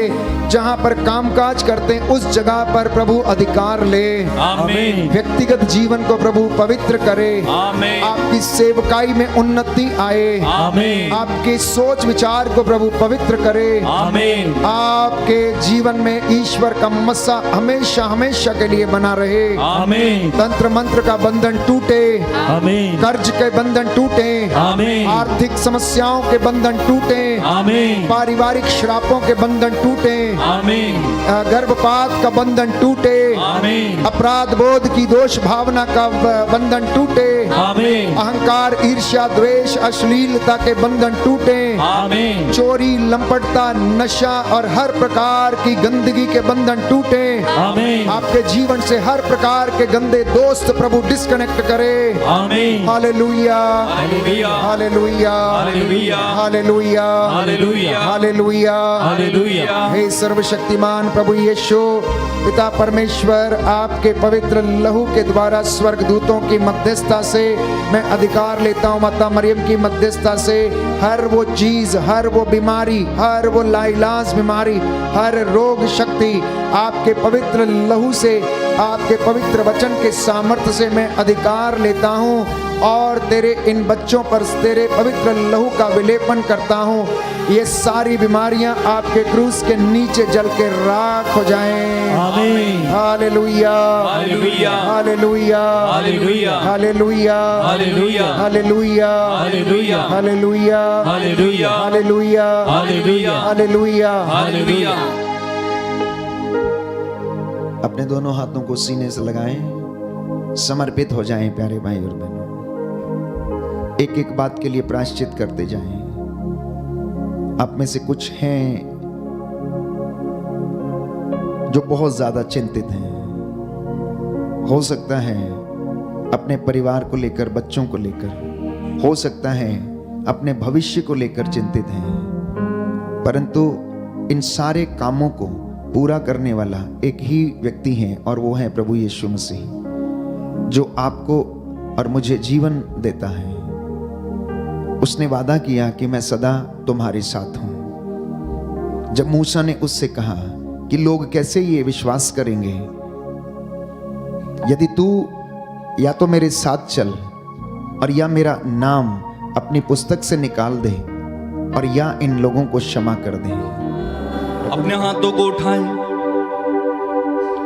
आंखें बंद रखें, यीशु को बुलाइए, यीशु से कहिए यीशु आइए, यीशु आइए, यीशु आइए, यीशु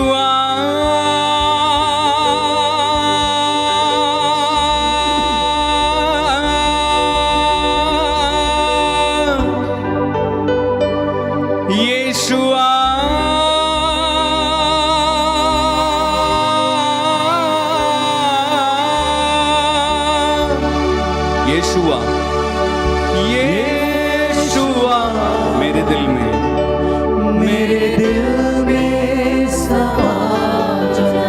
यीशुआ, यीशुआ मेरे दिल में, मेरे दिल में समा जा। यीशुआ,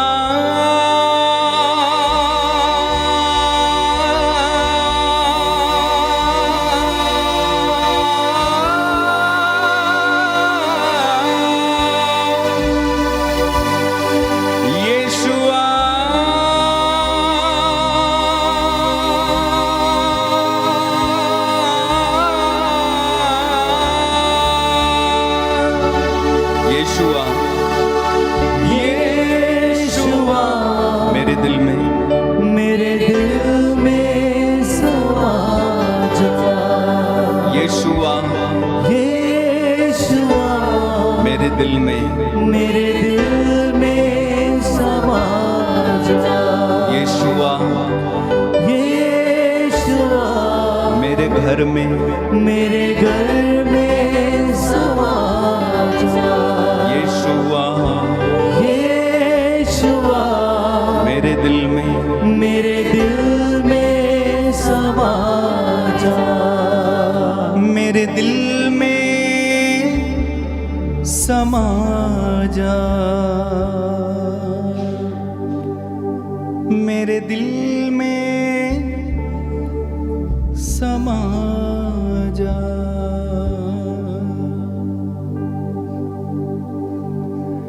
घुटने हो जाइए,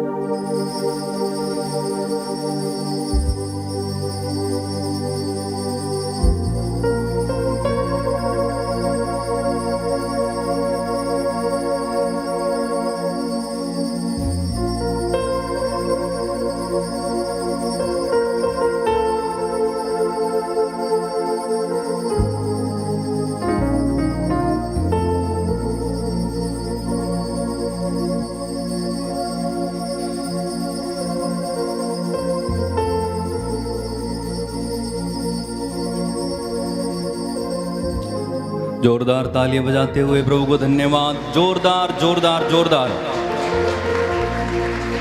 बोलिए हालेलुया। हालेलुया। अब आप खड़े होंगे या बैठेंगे मैं नहीं जानता, लेकिन अंतिम गीत गाएंगे, ठीक है। जिन्ना च यहोवा दा रूज बसदा ओना अगों हर एक दुश्मन ज नसदा। जिन्ना च यहोवा दा रूज बसदा ओना अगों हर एक दुश्मन ज नसदा। जिन्ना दिलां विच वसदा यहोवा जिन्ना अगे अगे चलदा यहोवा। आगे आपका ओ जंग कदी नहीं हार दे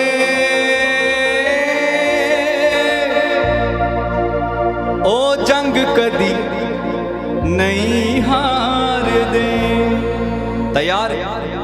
सब लोग तैयार हैं? आवाज नहीं है। तैयार हैं? चलिए एक साथ मिलके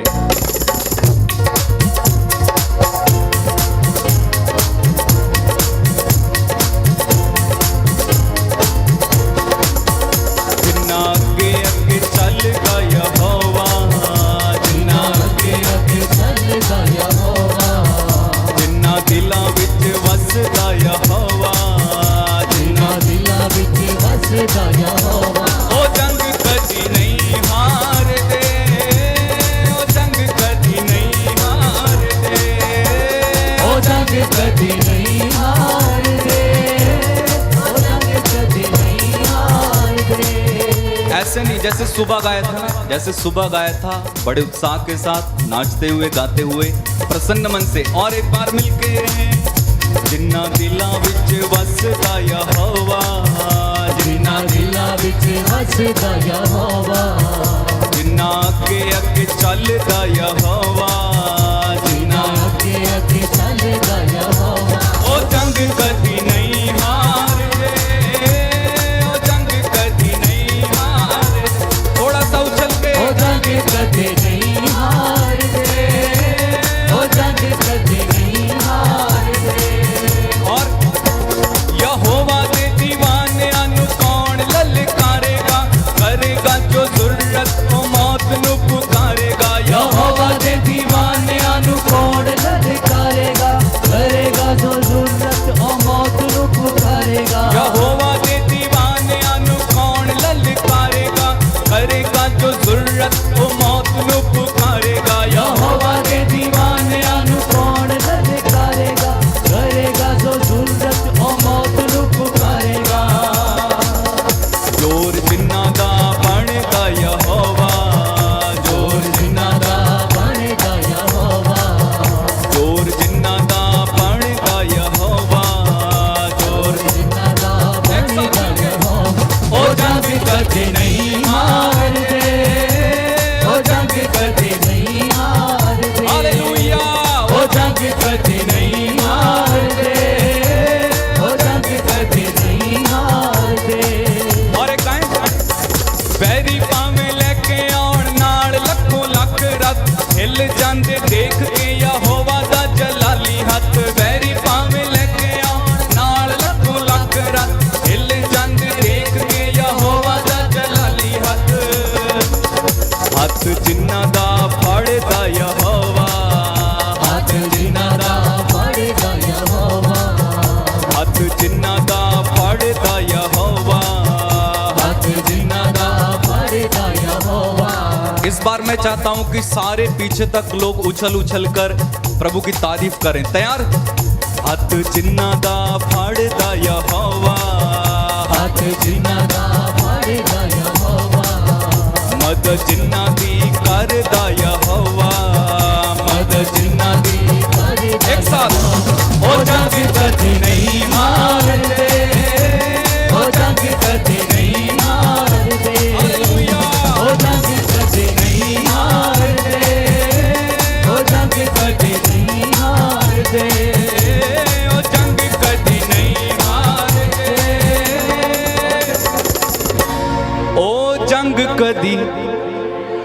नहीं हार